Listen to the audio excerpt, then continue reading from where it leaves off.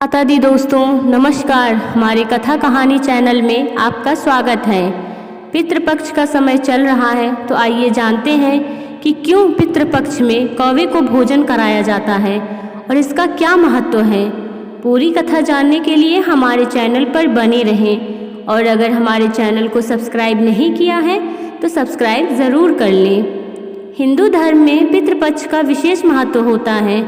पितृपक्ष के दौरान पितरों की आत्मा की शांति के लिए तर्पण किया जाता है। पितृपक्ष में दान करने से पितरों की आत्मा को शांति मिलती है। इस साल श्राद्ध पक्ष 10 सितंबर से शुरू होकर 25 सितंबर तक रहेगा। 15 दिनों तक किसी भी तरह का शुभ कार्य नहीं करना चाहिए। कहा जाता है कि पुण्य करके पाप से छुटकारा पाया जा सकता है। पितृपक्ष की पौराणिक कथा के अनुसार जोगे तथा भोगे 2 भाई थे। दोनों अलग अलग रहते थे।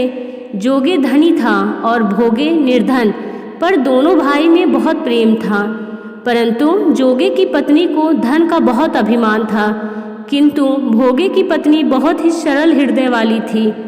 पितृपक्ष आने पर जोगे की पत्नी उससे पितरों का श्राद्ध करने के लिए कहा तो जोगे को इस बात को टालने लगा, किंतु उसकी पत्नी अपने मायके वालों को दावत पर बुलाकर अपनी शान दिखाने का अवसर देख रही थी। उसने अपने पति से कहा कि मुझे कोई परेशानी नहीं होगी, आप व्यर्थ ही चिंता कर रहे हैं। मैं भोगे की पत्नी को बुला लूँगी, दोनों मिलकर सारा काम कर लेंगे। फिर उसने अपने पति जोगे को अपने मायके न्योता देने के लिए भेज दिया। दूसरे दिन बुलाने पर भोगे की पत्नी सुबह सुबह आकर काम में जुट गई। उसके बाद रसोई तैयार हो गई, अनेकों पकवान बनाए गए और फिर सारा काम निपटाकर अपने घर आ गई, क्योंकि उसे भी पितरों का श्राद्ध तर्पण करना था। इस अवसर पर जोगे की पत्नी ने ना ही उसे रोका और ना ही वह रुकी। शीघ्र ही दोपहर हो गई। पितर भूमि पर उतरे। पितर पहले बड़े बेटे जोगे के यहाँ गए तो देखते हैं कि उसके ससुराल वाले वहाँ भोजन पर जुटे हुए हैं। निराश होकर वे भोगे के यहाँ गए, पर वहाँ क्या था, मात्र पितरों के नाम पर अगियारी दी गई थी। पितरों ने उसकी राख चाटी और भूखे ही नदी तट पर जा पहुँचे। कुछ ही देर बाद सारे पितर इकट्ठा हो गए और अपने यहाँ के श्राद्धों की बड़ाई करने लगे। जोगे भोगे के पितरों ने भी अपनी आप बीती सुनाई और सोचने लगे कि अगर भोगे आज सामर्थ्य होता तो उन्हें भूखा न रहना पड़ता, मगर भोगे के घर तो खाने को रोटी ही नहीं है। यह सब सोचकर भोगे पर उन्हें दया आ गई और अचानक से वे नाच नाच कर गाने लगे, भोगे के घर धन हो जाए, भोगे के घर धन हो जाए। शाम हो गई। भोगे के बच्चों को कुछ भी खाने को नहीं मिला। उन्होंने अपनी माँ से कहा, माँ भूख लगी है। माँ ने बच्चों की बात को टालने के लिए कहा कि हौदे में रखी है, जाकर खोल लो और जो कुछ मिले बांट कर खा लेना। जब बच्चे वहाँ पहुँचे तो देखते हैं कि हौदे में मुहरों से भरी पड़ी है। वे दौड़ते हुए अपनी माँ के पास पहुँचे और सारी बातें उन्हें बताई। तब भोगे की पत्नी अपने बच्चों को लेकर आंगन में आई तो वह भी हैरान हो गई। इस प्रकार से भोगे भी धनी हो गया, मगर धन पाकर वह घमंडी नहीं हुआ। दूसरे साल पितृपक्ष आया। श्राद्ध के दिन भोगे की पत्नी ने 56 प्रकार के भोग बनाए। ब्राह्मणों को बुलाकर श्राद्ध किया, भोजन कराया, दक्षिणा दी। जेठ जेठानी को सोने चांदी के बर्तनों में भोजन कराया। इससे पितर बहुत प्रसन्न तथा तृप्त हुए।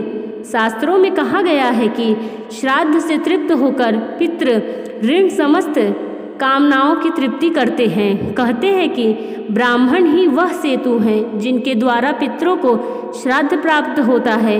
मित्र परिजनों को श्राद्ध में दूध, दही, घी का प्रयोग करना चाहिए। शास्त्रों में चांदी को श्रेष्ठ धातु माना गया है। श्राद्ध में ब्राह्मणों को चांदी के बर्तन में ही भोजन करवाना चाहिए, मगर चांदी के बर्तन ना हो तो पत्तल में भी भोजन करवा सकते हैं। कहा जाता है कि ब्राह्मणों को भोजन दोनों हाथ से परोसना चाहिए। एक हाथ से भोजन परोसने पर वह भोजन बुरी शक्तियों को प्राप्त होता है और पितृ उसे ग्रहण नहीं कर पाते। श्राद्ध में खीर सबसे आवश्यक एवं खाद्य पदार्थ है। खीर के अलावा मृत परिजन के पसंदीदा वस्तुएं भी बनाई जाती हैं। ब्राह्मणों के अलावा गाय, कुत्ता, कौवा को भी भोजन में हिस्सा होता है। इन्हें कभी न भूलें। पितृपक्ष में पितरों को श्राद्ध वाले दिन कौवे को भी भोजन कराया जाता है। इस दिन भोजन कौवे के माध्यम से पितरों तक पहुंचता है। मान्यता है कि कौवे के रूप में पितर इस दिन पृथ्वी पर आते हैं। पौराणिक कथा के अनुसार त्रेता युग में भगवान श्री राम जब मनुष्य के रूप में अवतार लिए थे, उस समय इंद्र के पुत्र जयंत ने कौवे का रूप धारण कर माता सीता के पैर में चोंच मारी थी।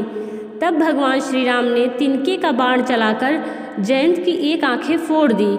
जब उसे अपनी गलती का एहसास हुआ तब जयंत ने अपनी गलती के लिए भगवान से क्षमा मांगी। तब प्रभु श्री राम ने उसे यह वरदान दिया कि पितृपक्ष के दौरान तुम्हें अर्पित किया गया भोजन पितरों को मिलेगा। तभी से श्राद्ध में कौवा को भोजन कराने की परंपरा चली आ रही है।